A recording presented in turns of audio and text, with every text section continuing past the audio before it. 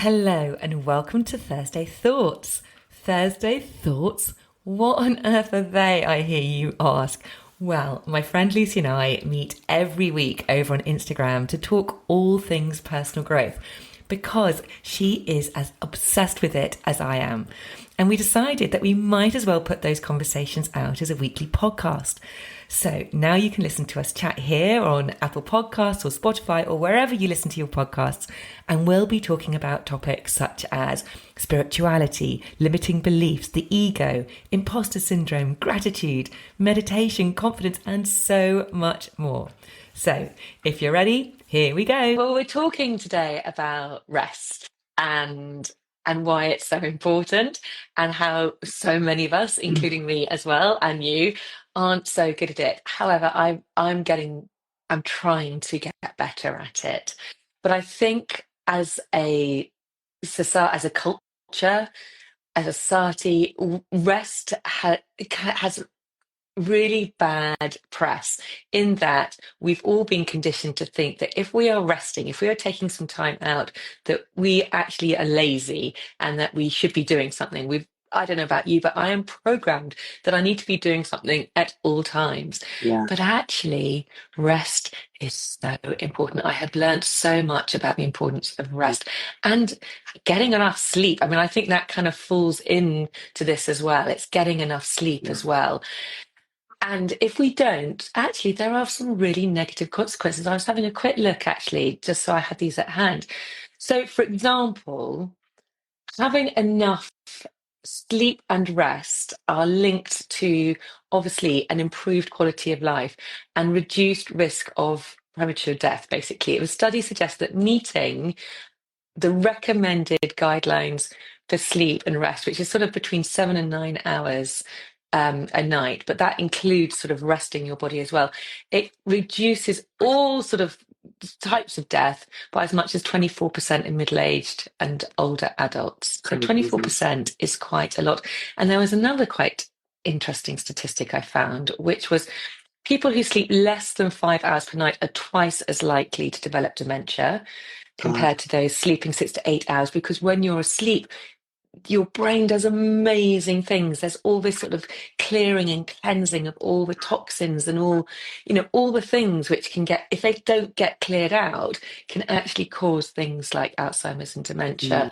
dementia. Regular sleep of 7 to 8 hours reduces the risk of cardiovascular diseases and type 2 diabetes. It's just so important. And obviously, thinking about cognition and memory, that is so important because, again, when we're resting, and and this is resting, not just sleeping, our brains are doing an amazing job Mm. at committing memory to committing short-term memories. Well, Yeah. committing all memories to our memory bank. So if we're not giving ourselves an opportunity to rest, we're not also to sleep enough, we're not able to for our brains to actually do all these incredible processes which they need to do. We all Mm. feel it. If you're absolutely flat out and you don't stop, I don't know about you, but I can't think clearly. My brain goes all foggy and Yeah. you can't remember anything. Yeah. There's a really interesting it was a podcast by Andrew Huberman who I really love, and it was Same. he's got this. He talks about NSDR, which I've also been learning about, which stands for non-sleep deep rest. So this involves actually not sleeping. This involves you actually staying conscious, but going into really deep relaxation. So things like a yoga nidra or a body relaxation, like Meditation. some sort of a meditation. And what you're doing then is you are allowing your brain to really Mm. relax. You're allowing your body to relax. And it is a brilliant thing. He was discovering that it was a brilliant thing to do after you have, say, for example, you've been in a lecture and you've been learning for an hour, or you've had a really intense meeting for half a day or something. The best thing to do is to then totally chill out, to really relax, to go and do one of these NSDR protocols, because you are so much more likely to remember and commit to memory all the things you have just learned, Right. which just makes so much sense. But Yeah. who really, no, but none of us do that. Yeah. But it's just amazing if you think, oh my gosh, I can actually help myself to remember everything I've just learned or Mm, talked about, just by giving myself some time out. So it really is something which we need to be thinking about more and more. totally. Funnily enough, this morning because I don't think I actually knew that term, although I have listened to Andrew Huberman talk about sleep. But I listen to so many podcasts that half of it just goes in one ear and out the other. It's kind of information overload. But I've definitely listened to him talk about sleep, and also a guy called Matt Walker.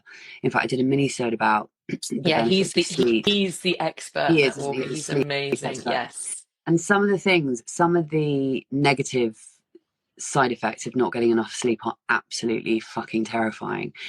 But funnily enough, what I was going to say is this morning. So I slept incredibly badly last night. Like, I don't know what was wrong with me. My heart was like racing.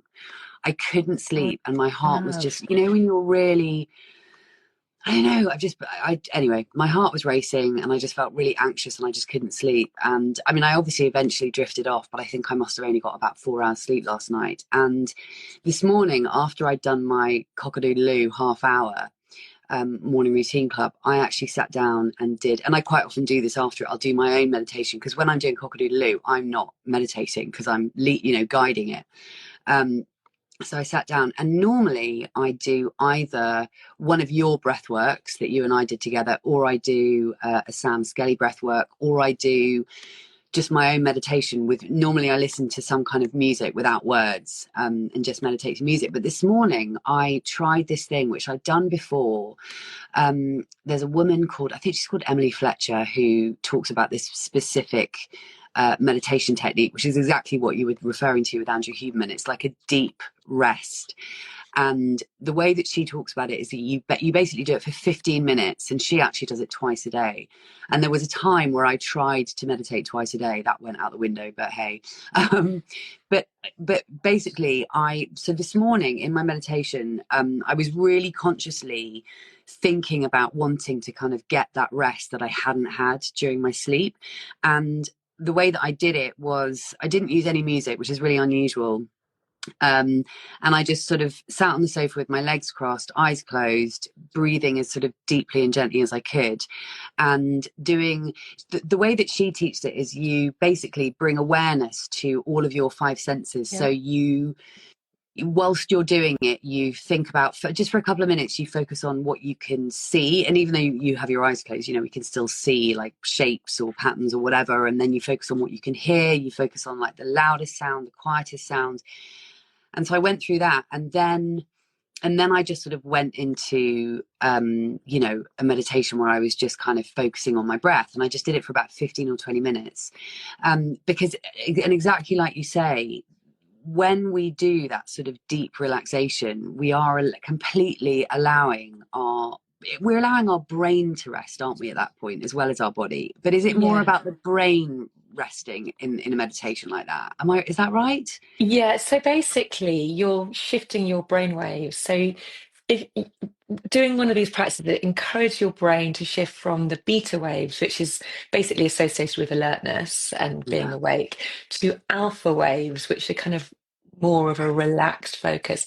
And then the theta waves, you might That's get there deep as sleep, well. isn't it? And that's more sort of light sleep, Okay. creativity, meditation. Delta is when you're in deep Okay. sleep. Okay. So yeah, it's kind of an ideal state. So kind of alpha theta is an ideal state for relaxation, for learning consolidation, and also just to reduce stress as well. And also, I think studies have shown that it helps with neuroplasticity as well.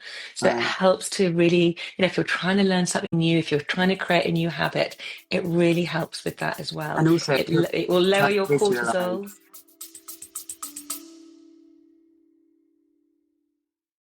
a very quick break to ask you to hit the follow or subscribe button if you haven't already.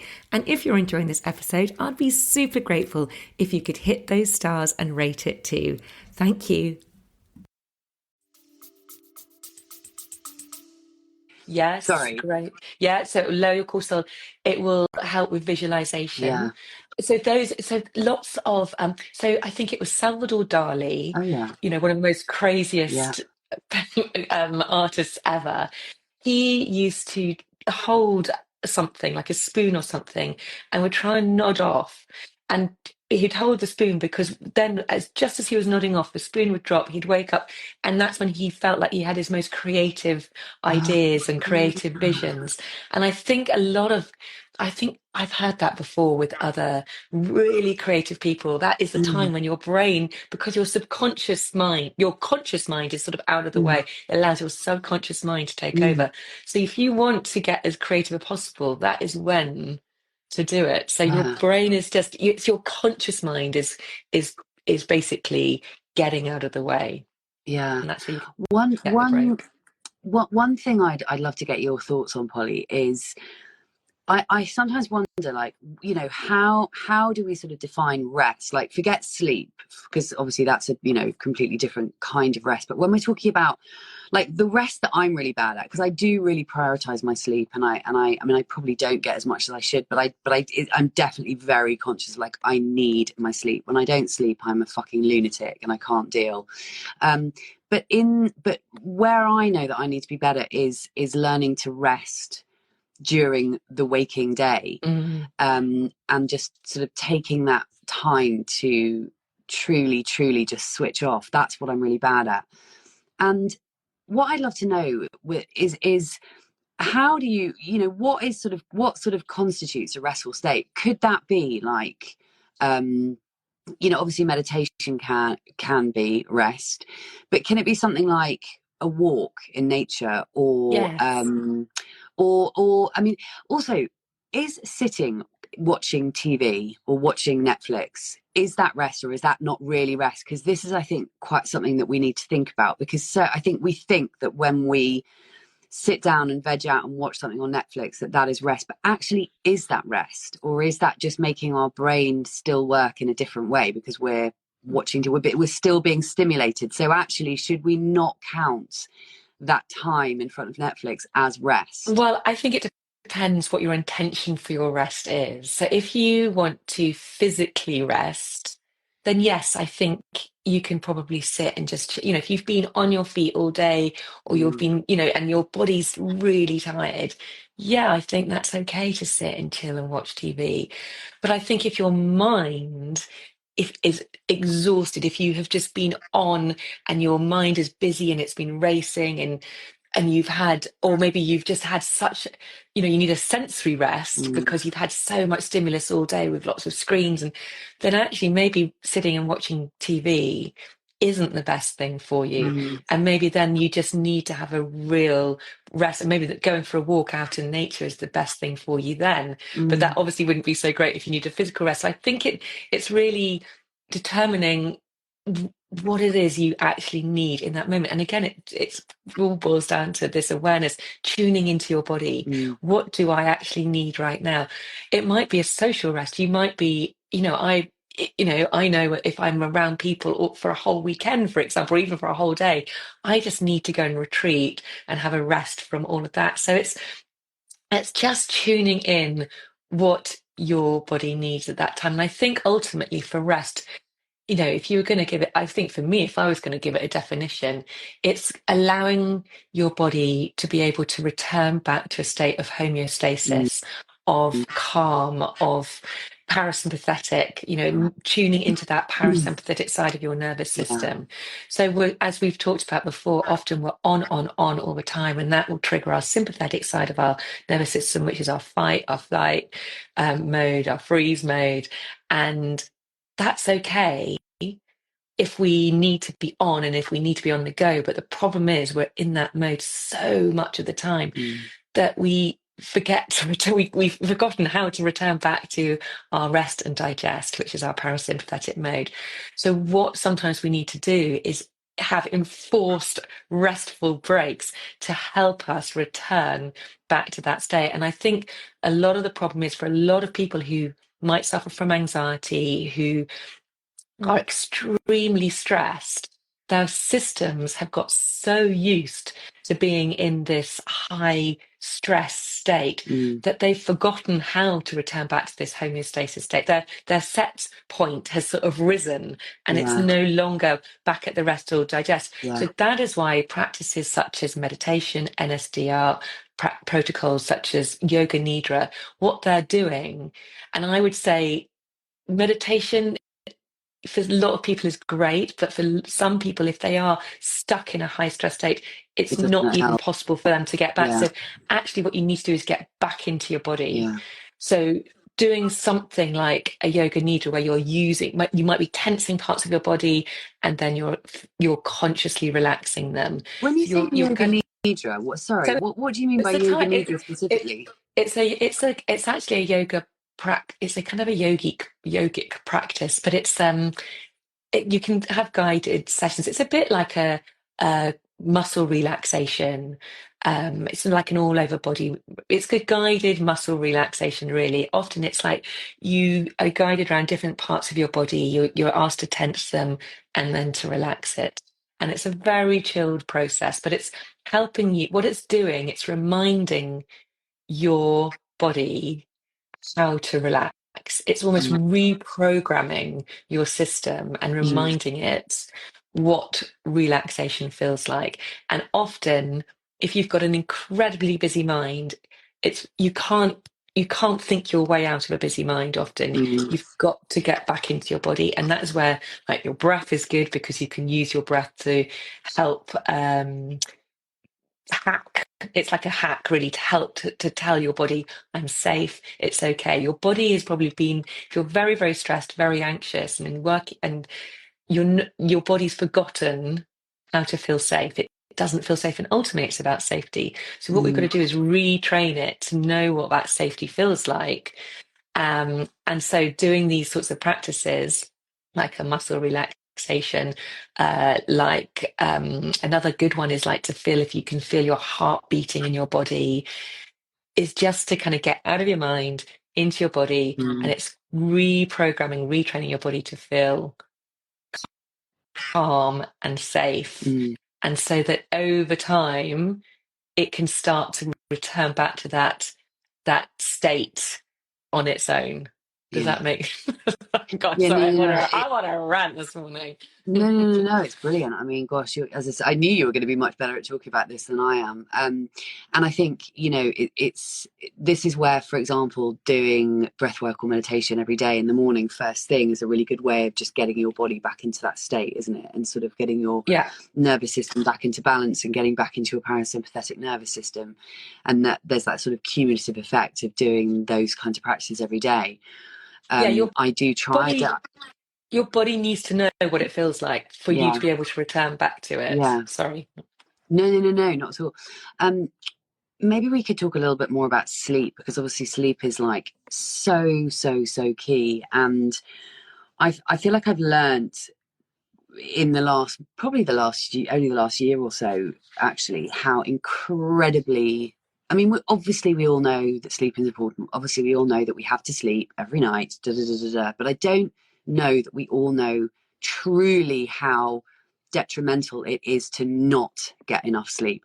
I'm always saying to my sister, I always worry that she doesn't get enough sleep. She's always on the go. She's got 4 kids. She's a full-time teacher, and she gets up early. She goes to bed too late, and I've sort of said to her, but this is one of those situations where I just have to let them, because I cannot control how much sleep she gets. But it is worrying if we're not getting enough sleep. And so maybe we can talk a little bit about the kinds of things that we can try and do to optimize our sleep. And one of those things, and I'm saying this to myself as much as anybody else, is getting off screens for an hour before we go to bed. And one really, really key thing that I've heard various people say on various podcasts is that one of the most important things, one of the best things that you can do in terms of your sleep habits, is to go to bed and get up at the same time every day. Now, I don't do this because I get up at 5 during the week, but at weekends, I don't always get up at 5. You know, sometimes I'll quite often sleep into a more like sort of 7:30, and so obviously there is quite a big discrepancy there between the week and the weekend. But Matt Walker, for one, says, I think his sort of biggest piece of advice in terms of sleep is to go to bed and get up at the same time as much as you can. Because going back to what you were saying, the health implications of not getting enough sleep are huge. You know, we're talking stroke, we're talking cancer, we're talking heart disease. All of the big scary things are massively affected by our sleep. So yeah, though I was going to say something else. I know what I was going to say. I was talking to somebody about this literally just the other day, how shift workers are, or if you are a shift worker, you are in the category of somebody who is not going to live as long as if you're not working shifts. So that just goes to show somebody who is working, you know, it is an unhealthy way. And obviously some people have to do this. I mean, Christ, people in the NHS, people, you know, nurses, doctors. But maybe if you're a shift worker, then it's even more important to try and prioritize those little bits of rest when you're not working, but when you're not asleep. So you can kind of, maybe it's even more important to add in those, you know, maybe a 15-minute deep relaxation during the day, or you know, when you're not at work. Because yeah, I really think that it's so important to prioritize sleep. It really truly is one of the pillars. We take it for granted. We just, you know, we think, yeah, of course I sleep, you know, of course I sleep every night. But it's so important to get those 7 But to yeah, 9 hours if we it's can. it's but it's also it's probably one of the biggest issues we have. It's so interesting. So this amazing breath science course I'm doing last week, our theme, topic is, well, actually these 2 weeks it's about sleep and Oh, wow. disordered sleep disordered breathing and sleep. Okay. And on the call, it was really fascinating because of our group, pretty much most people had some sort of issue with sleep. And Really, it was incredibly emotional. It brought up a lot of emotional responses really. because I think we all know that we are meant to be getting a lot of sleep. We're meant to be getting enough sleep. We know nowadays we all, I think, have a much greater awareness of Mm, how important it is compared to, you know, God, in the 80s, people were like, yeah, right, you know, look at Margaret Thatcher, she lives on 4 hours yeah. Oh sleep, my and that's how we're meant to be. God. But I think we now realize that. But getting enough sleep is a completely different kettle of fish because a lot of us don't. And then obviously it then can induce that anxiety. You know, if you Yeah, can't get worrying to that we're sleep not. and then you're Yeah, worrying you're not getting sleep, and then it yeah, can cause major problems. And that's the last thing we should be doing, is yeah. worrying about it. Um, so yeah, I think what I understand is, yeah, getting up at the same time is probably the most important thing. But actually, if you are struggling with sleep, maybe not fretting too much about the going to bed time, although obviously it's recommended that you do go to bed at the same time. But if you're struggling, actually what's recommended is that you stay up for longer until you actually feel really tired, but But getting keep up at getting the up at the same same. time. Yeah, Keep yeah. getting up at the same time. So keep that going. As in, But you as in know, allowing yourself to get like. So if you're absolutely knackered, rather than getting up later, still get up still earlier with the hope that get then the up. following night you're going to go to, Yeah, you're going to need to sleep earlier, exactly. rather than Yes. lying until midday to catch up with the sleep that you feel like you've Yeah. missed. Yeah, exactly. So just keep that wake up time is absolutely key, Yeah, because it's so hormonal. There's like a big rise in cortisol when you wake up, which is great, but you want to keep that going. One of the biggest things, and Matt Walker talks about this, as does Andrew Huberman, is to get outside within like the first couple of hours of waking. Get outside, get the sun in your eyes for 10 minutes at least. And ideally, when the sun is still relatively low in the sky, that is also going to set your circadian rhythm in a really good way. So if you can get that sunlight in your eyes first in the morning, and also ideally if you can get it as the sun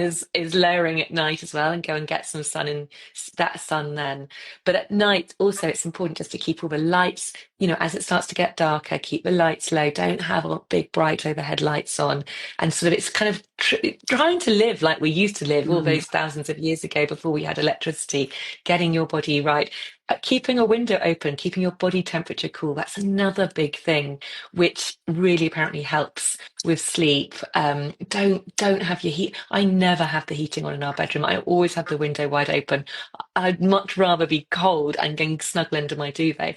And generally, I sleep well. I can't bear it when I go to someone else's house or a hotel or something, and it's just really hot, heated room.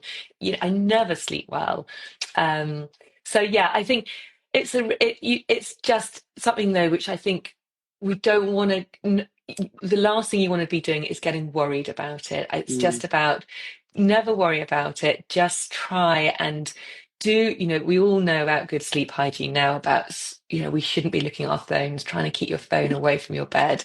mm. Um, Eating is an interesting one because actually that was quite a controversial one in our course about whether you should eat or not before bed. Yeah, But there are certain foods which actually are very helpful apparently before you go to bed, which they've got an amino acid in called tryptophan. So something like turkey's got tryptophan and it's fatly meant to help. Tart cherry juice is meant to be very, very good. But again, what the research apparently says is it depends who you are. It's like all these yeah. things. It's about finding what works for you. One So thing yeah. that I just wanted to add before we finish is going back to what you were saying about getting sunlight. Just to mention that, especially given that we're in the UK, it actually doesn't matter if it's cloudy. No. It's if it's completely overcast, you still want to try and get outside.